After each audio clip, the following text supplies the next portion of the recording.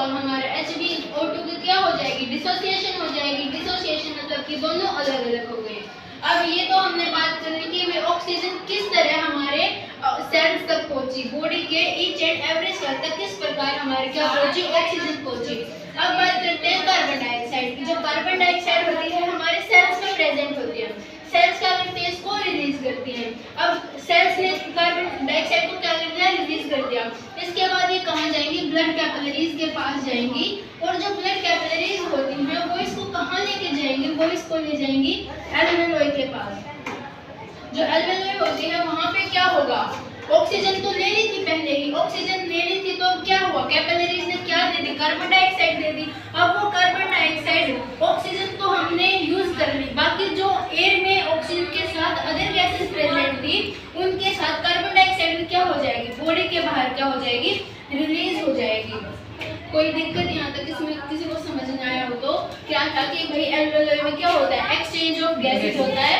इसमें 3 membrane present होती हैं, एल्वेओलर मेम्ब्रेन, बेसमेंट मेम्ब्रेन और एंडोथेलियम। और जो एल्वेओलर मेम्ब्रेन और बेसमेंट मेम्ब्रेन होती है ना, इनके बीच में एक बेसमेंट सब्सटेंस भी प्रेजेंट होता है। क्या होता है, बेसमेंट सब्सटेंस भी प्रेजेंट होता है।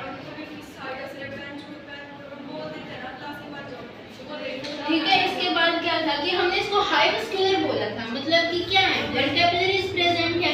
ब्लड कैपिलरीज प्रेजेंट है तो क्या है, जो ऑक्सीजन हम बॉडी के अंदर लेंगे वो ब्लड वेसल्स के अंदर जो ब्लड है, ब्लड के अंदर क्या है, आरबीसी। आरबीसी में जो हेमोग्लोबिन है वो ऑक्सीजन के साथ बाइंड कर जाएगा। बाइंड करने के बाद वो कहाँ चली जाएगी, सेल्स में चली जाएगी। बाइंड करा तो बोला हमने क्या हो गया, एसोसिएशन हो गया।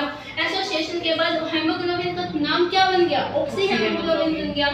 और इसके बाद जब वो हमारी सेल्स में गई या फिर हम बात करते हैं टिश्यू में गई, तो वहाँ क्या हुआ, हमारी जो HbO2 थी ना, इसका डिसोसिएशन हो गया, इसका ब्रेक डाउन हो गया और Hb और O2 अलग अलग हो गए। यहाँ इसको क्या बोलेंगे हम, डीऑक्सी हेमोग्लोबिन। यहाँ पे क्या नहीं है, इसके पास ऑक्सीजन नहीं है तो क्या बोलेंगे, डीऑक्सी हेमोग्लोबिन इसको बोलेंगे।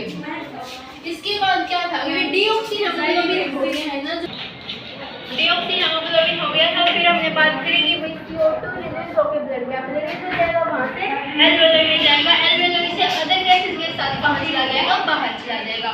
तो ये था हमारा आज का टॉपिक कि भी एक्सचेंज ऑफ गैसेस हमारे एल्वेओलाई में किस प्रकार से होता है। अब यहाँ पे एक चीज और रहेगी बताने की, जो एक हेमोग्लोबिन होता है वो कितने ऑक्सीजन के साथ बाइंड करता है, वो 4 ऑक्सीजन के साथ बाइंड करता है। ये चीज है याद रखने की कि एक हेमोग्लोबिन 4 ऑक्सीजन के साथ बाइंड करता है। ये टॉपिक हमारा कंप्लीट हुआ, बाकी करेंगे नेक्स्ट क्लास में।